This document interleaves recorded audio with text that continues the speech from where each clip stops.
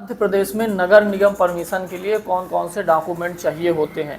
किसी भी प्रकार की नगर पालिका, नगर परिषद या नगर निगम में आप परमिशन चाहते हैं मध्य प्रदेश के अंदर, तो आज मैं फिजिकली डॉक्यूमेंट आपको दिखाने वाला हूं कि कौन कौन से डॉक्यूमेंट लगते हैं। तो इस तरह के डॉक्यूमेंट आपको मैं प्रैक्टिकली आज दिखाने वाला हूं, ताकि आपको एक आसानी से आइडिया हो जाएगा कि परमिशन यदि लेना है तो कौन कौन से डॉक्यूमेंट बनवाने पड़ते हैं। तो सबसे पहले मैं आपको बताऊंगा कि डॉक्यूमेंट लगते कौन कौन से हैं, और उसी के साथ साथ मैं आपको फिजिकली डॉक्यूमेंट दिखाता जाऊंगा। तो दोस्तों, यदि आप पहली बार इस चैनल पे आए हैं और ये वीडियो देख रहे हैं तो एंड तक जरूर देख लेना, क्योंकि एंड में मैं आपको एक पॉइंट बताऊंगा जिससे नगर निगम परमिशन लेने में आपको बहुत ही ज़्यादा फायदा होने वाला और कम पैसे में आपकी परमिशन हो जाएगी। साथ में और नगर निगम रिलेटेड हमने वीडियो बना रखे, उनको भी जाके आप वॉच कर सकते हैं। तो चलिए, सबसे पहले मैं आपको बता दूं कि नगर निगम में परमिशन लेने के लिए 2-3 प्रकार की लैंड होती है। सबसे पहली एक लैंड होती है कि जैसे किसी व्यक्ति की एक ज़मीन थी, उसने प्लॉटिंग करके प्लॉट काटा और आपने उसमें एक प्लॉट खरीद लिया। उसमें यदि आपको नगर निगम की परमिशन चाहिए तो डॉक्यूमेंट कौन कौन से होते हैं। और दूसरी लैंड, यदि आपने कोई नजूल की लैंड खरीद रखी है, जैसे हर क्षेत्र, हर नगर पालिका, नगर निगम में कुछ नजूल की लैंड होती है, तो नजूल की लैंड यदि आपने खरीद रखी है, उसमें आपको परमिशन चाहिए घर बनाने के लिए, तो कौन कौन से डॉक्यूमेंट लगते हैं। और तीसरा वो होता है दोस्तों, जिसमें नगर निगम की जो ज़मीनें होती हैं, जैसे सुधार न्यास की हो गई, नगर निगम की सेल्फ हो गई, हाउसिंग बोर्ड की हो गई, इस तरह की जो ज़मीनें होती हैं वहाँ कौन कौन से डॉक्यूमेंट लगते हैं। तो सबसे पहले मैं आपको बता दूं दोस्तों कि एक जर्नल वे में आपने कहीं पे प्लॉट खरीदा, किसी की दूसरी की ज़मीन थी, उन्होंने प्लॉटिंग काटी और आपने प्लॉट खरीदा, वो नगर निगम क्षेत्र के अंदर है, तो सबसे पहला डॉक्यूमेंट जो आपको लगता है वहाँ पे लगेगा दोस्तों आपको रजिस्ट्री। अब जो आप ये देख रहे हैं, ये रजिस्ट्री है। ऐसे 3-4 पेज की रजिस्ट्री होती है। अब ये रजिस्ट्री काफ़ी पुराने समय में इस तरह की रजिस्ट्रियाँ हुआ करती थी, तो हो सकता है आपके पास पुराने ज़माने की रजिस्ट्री हो, या फिर अब कुछ इस तरह की रजिस्ट्रियाँ हो रही हैं, तो आपको ये नए ज़माने की रजिस्ट्रियाँ भी देखने को मिल सकती हैं। तो ये डॉक्यूमेंट आपको रजिस्ट्री के तौर पे सबसे पहला डॉक्यूमेंट चाहिए होता है। ध्यान रहे कि लास्ट में आपको इस तरह का साइड प्लान जरूर बना रहना चाहिए आपकी रजिस्ट्री में। ये बहुत ज़्यादा हेल्प करता है। नहीं तो आपको एक एफिडेविट बनवाना पड़ता है, जिसमें आपको अपनी चौहद्दी, रोड की साइज, प्लॉट की साइज और साइड प्लान एक बनाना पड़ता है, साथ में अटैच करना पड़ता है, जो इंजीनियर के द्वारा बनाया जाता है। अब ये तो आपकी हो गई रजिस्ट्री, पहला डॉक्यूमेंट यदि आपने कहीं पे प्लॉट खरीद रखा है। रजिस्ट्री के बाद जो दूसरा डॉक्यूमेंट दोस्तों आपको ज़रूरत पड़ती है और लगता है, वो होता है ऋण पुस्तिका। ये आप देखो, ये ऋण पुस्तिका का डॉक्यूमेंट है। 2-3 पेज की इस तरह की ऋण पुस्तिका होती है।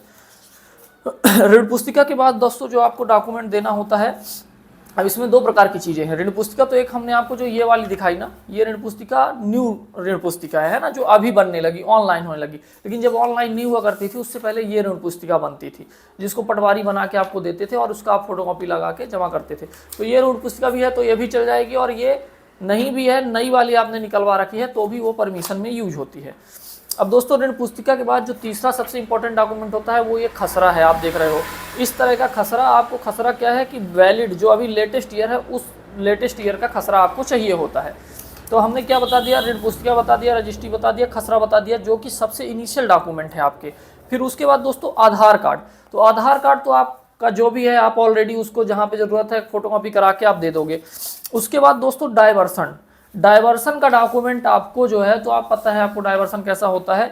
अभी हमारे पास फिलहाल यहाँ पे डाइवर्सन है नहीं, रखा हुआ है कुछ फाइलों में, लेकिन हर जगह डाइवर्सन की जरूरत नहीं पड़ती। यदि आपकी रजिस्ट्री में लिखा है कि भूमि पहले से परिवर्तित है, आवासीय उपयोग में परिवर्तित है और उसका प्रकरण क्रमांक, आदेश दिनांक ये है, तो डाइवर्सन की जरूरत ही नहीं है, क्योंकि मेनली डिपेंड ये करता है कि प्रकरण क्रमांक और आदेश दिनांक यदि लिखा है तो वो जमीन पहले से परिवर्तित होगी। तो ये डाइवर्सन हो गया। डाइवर्सन के बाद दोस्तों इस तरह का भूमि उपयोग प्रमाण पत्र भी आपके उसमें लगता है। ये भूमि उपयोग प्रमाण पत्र जो है, ये एक डॉक्यूमेंट होता है लैंड यूज का, ये डॉक्यूमेंट लगता है। अभी मैं नेक्स्ट वीडियो में ये बताने वाला हूँ कि लैंड यूज सर्टिफिकेट कैसे आप चेक कर सकते हैं और उसका क्या उपयोग होता है। तो भूमि उपयोग प्रमाण पत्र हो गया, जो कि नगर निगम फाइल जब आप परमिशन कराते हो तो जरूर मांगता है। इसके बाद दोस्तों टैक्स रसीद, खाली प्लॉट की टैक्स रसीद, जैसे इस तरह की आपकी टैक्स रसीद कटती है। यदि आपका मध्य प्रदेश के किसी भी क्षेत्र में आप परमिशन चाहते हैं तो इस तरह की टैक्स रसीद आपको ज़रूरत पड़ती है यदि आप परमिशन लेने जा रहे हो। इसी टैक्स रसीद के थ्रू आपको एक प्रॉपर्टी आईडी जनरेट होकर मिलती है, उस प्रॉपर्टी आईडी के थ्रू आपकी फाइल आगे बढ़ती है। तो ये चीज़ हो गई। उसके बाद दोस्तों हमने आपको जैसे डाइवर्सन बता ही दिया, तो ये ओवरऑल डॉक्यूमेंट हो गए किसके, जब आपने किसी जर्नल प्लॉटिंग पे प्लॉट खरीद रखा उसके लिए। लेकिन यदि अब आपका प्लॉट नजूल का है तो उसमें इन सारे डॉक्यूमेंट की इतनी ज़रूरत नहीं पड़ती। यदि आपका नजूल का है तो केवल क्या नजूल का जो खसरा है उस खसरे की ज़रूरत पड़ती है, साथ में नजूल से एनओसी की आपको ज़रूरत पड़ती है। उसके बाद आपका आधार कार्ड हो गया, ये खाली प्लॉट की टैक्स रसीद मैंडेटरी है, ये तो आपको जमा ही करना होता है। तो ये उसके बाद जो आपका यदि नजूल का खसरा है तो उसमें रजिस्ट्री तो है नहीं, तो साइड प्लान और एफिडेविट एक बना के देना होता है कि हमारा प्लॉट का लंबाई चौड़ाई ये है, इसकी चौहद्दी ये है और इस तरह से हम अपने प्लॉट तक पहुंचने की हमारी रास्ता ये है, वो एक साइड प्लान बना के देना होता है। तो ये नजूल की ज़मीन में हो गया। अब तीसरे नंबर पे जो ज़मीन आती है वो होती है नगर निगम की, सुधार न्यास की, हाउसिंग बोर्ड की ज़मीनें हो गई। उस केस में आपको परमिशन के लिए क्या है, पोजेसन लेटर सबसे ज़्यादा जरूरी होता है, जो कि सोसाइटी द्वारा या हाउसिंग बोर्ड द्वारा या सुधार न्यास द्वारा दिया जाता है, नगर निगम के द्वारा दिया जाता है। तो वो पोजेसन लेटर आपको चाहिए होता है, एनओसी चाहिए होता है और आधार कार्ड, साथ में ये टैक्स रसीद तो मैंडेटरी है, ये तो चाहिए होता है। और उसमें हो सकता है कि आपका लैंड यूज भी लगे, तो ये चीज़ें होती है।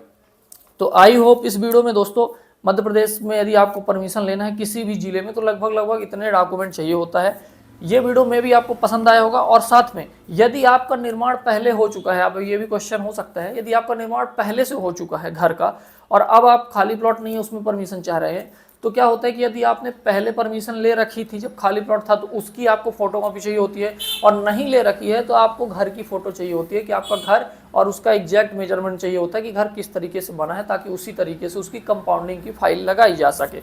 ये चीज़ें होती हैं।